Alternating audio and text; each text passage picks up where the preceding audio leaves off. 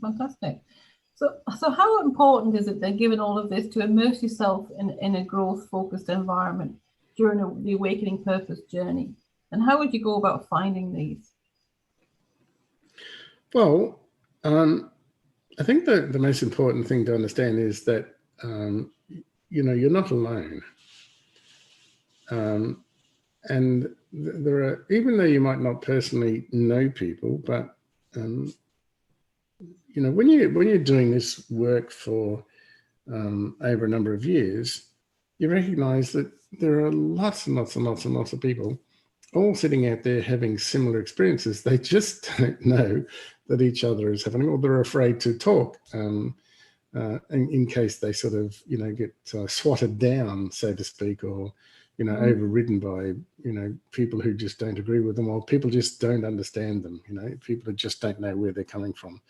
So one of the things that happens is that, some people adventure forward and start looking for answers, and you can get wonderful answers in books, and you can get lost in the books. And if you get book clubs that share those similar, ideas, then lots of discussions. But, when you're doing programs such as yours and such as the Awakening Purpose, there won't be anybody on that program that doesn't already have a similar set of ideas and a similar set of values and a similar set of circumstances as everybody else on the program, because they're all searching for their idea or, their version of, now I want to, purposely design the rest of my life rather than live by that sort of social design. So instantly you're in now a supportive growth environment, because that's exactly why everybody has come together in that series of seminars.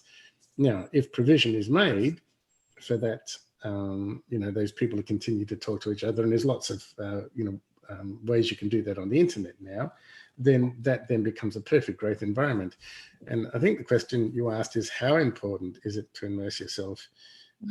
It is the most important. I can't think of anything that is more important than to immerse yourself in a growth environment.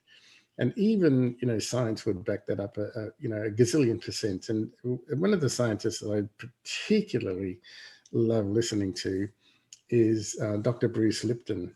And, for those people who have ever seen that movie or that documentary, What the Bleep Do We Know, you'll know Bruce Lipton's work with stem cells, where he realized that the most important thing to the development of stem cells, and stem cells are cells in their body that could be anything, is actually the environment. And so he came up with the idea that the most important thing was environment. In fact, I'm not sure whether he coined the term or whether the term was coined before him, but certainly in the 60s, his understanding of the term of epigenetics. So there is something that's happening above the expression of your genes. And so something, and that environment is that something.